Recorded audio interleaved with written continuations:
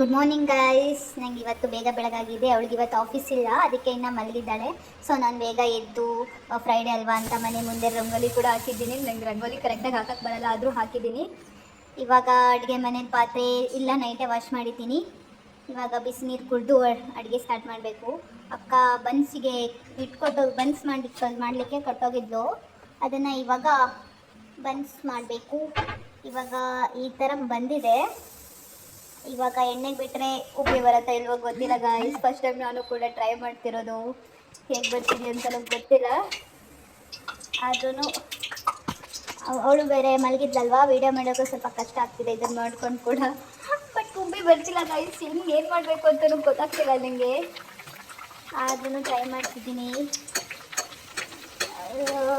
ಏನು ಮಾಡೋದು, ಆದರೂ ಅಡುಗೆ ಮಾಡೋದು ಸ್ವಲ್ಪ ಕಷ್ಟ ಗಾಯ್ಸ್.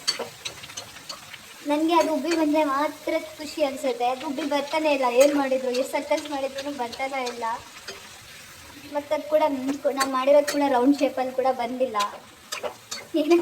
ಫಸ್ಟ್ ಟೈಮ್ ಟ್ರೈ ಮಾಡಿರೋದಲ್ವಾ, ಈಗ ಬಂದಿರಲಿ ಅಂತ. ನೆಕ್ಸ್ಟ್ ಇದು ಫಸ್ಟ್ ಮಾಡಿರೋದು ಹೋಗ್ಬಿಟ್ಟು ಉಬ್ಬಿ ಬಂದಿಲ್ಲ, ಬರಲ್ಲ ಅಂತ ಗೊತ್ತಾಯಿತು. ಇವಾಗ ಬೇರೆ ನೆಕ್ಸ್ಟ್ ಮಾಡಿ ಇವಾಗ ಇದು ನೋಡಿ, ಇದು ಉಬ್ಬಿ ಬಂದಿದೆ ಅಲ್ವಾ ಗಾಯ್ಸ್. ಇದು ನೋಡಿ ಖುಷಿ ಆಯಿತು ನನಗೂ, ಚೆನ್ನಾಗಿ ಬಂದಿದೆ ಅನಿಸ್ತು.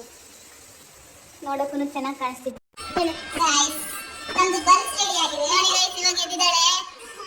ಇವಾಗ ಬನ್ಸ್ ಅದು ಸ್ವಲ್ಪ ಗಟ್ಟಿಯಾಗಿದೆ.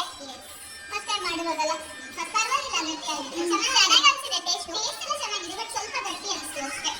ಮತ್ತೆ ಚಟ್ನಿ ಇದೆಯಲ್ಲ ಗಂಡ ಅವಳಿಗೆ ರಜಾ ಗೈಸ್ ಇವತ್ತು ಫುಲ್ಲು. ನನಗೆ ಆಫೀಸ್ ಇದೆ, ಮೇಡಮ್ ಅವ್ರಿಗೆ ಆಫೀಸ್ ಇಲ್ಲ, ಅವ್ರು ಆಮೇಲೆ ವಿಡಿಯೋ ಕಂಟಿನ್ಯೂ ಮಾಡ್ತಾರೆ. ಇವಾಗ 1 ಆಗಿದೆ ಗಂಟೆ. ನಾವು ಒಬ್ಬಳೇ ಇದ್ದೆ ಅಲ್ಲ ಮನೆಯಲ್ಲಿ. ಸೊ ಅವಳಿಗೆ ಬೆಳಗ್ಗೆ ಬನ್ಸ್ ಮಾಡ್ಕೊಂಡು ತಗೊಂಡು ಹೋಗಿದ್ಲು ಟಿಫನ್ಗೆ. ನಾನಂದ್ರೆ ಬೆಳಗ್ಗೆನೇ ತಿನ್ಬಿಟ್ಟೆ.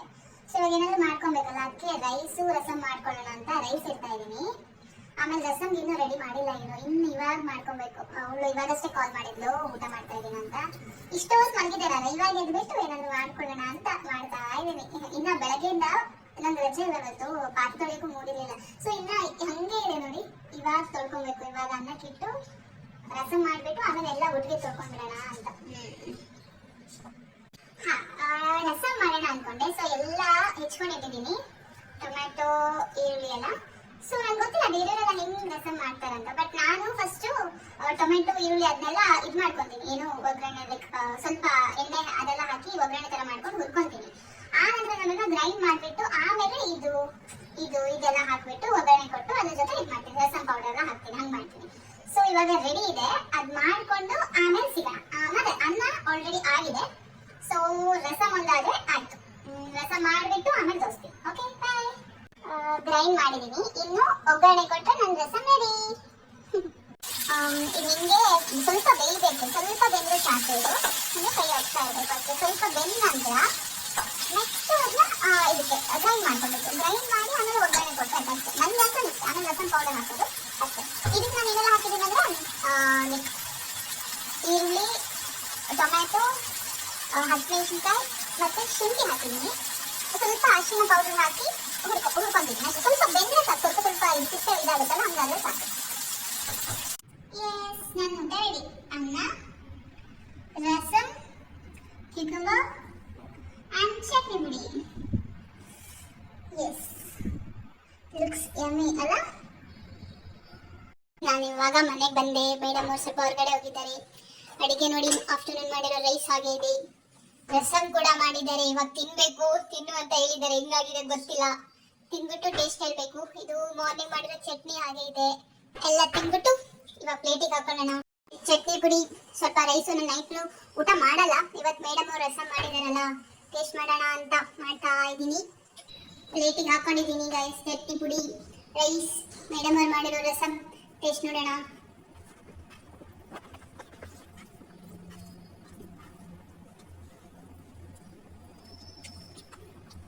ಪರವಾಗಿಲ್ಲ ಗೈಸ್, ಚೆನ್ನಾಗಿ ಮಾಡಿದ್ದಾಳೆ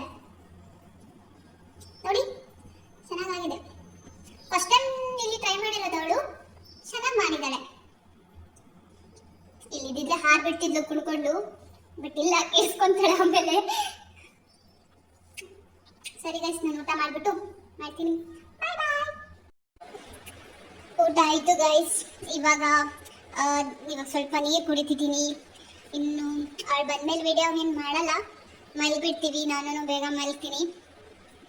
ಇನ್ನು ಇವಾಗ ಊಟ ಆಗಿದೆ, ಇನ್ನೊಂದು ಸ್ವಲ್ಪ ಹೊತ್ತು ಮೊಬೈಲ್ ನೋಡಿಬಿಟ್ಟು ಟಿ ವಿ ನೋಡಿಬಿಟ್ಟು ಮಲ್ಕೊಳ್ಳೋದು ಗೈಸ್. ಫ್ಯಾನ್ ಆನ್ ಆಗಿದೆ. ಮತ್ತೆ ನಾಳೆ ಸಿಗೋಣ ಗೈಸ್.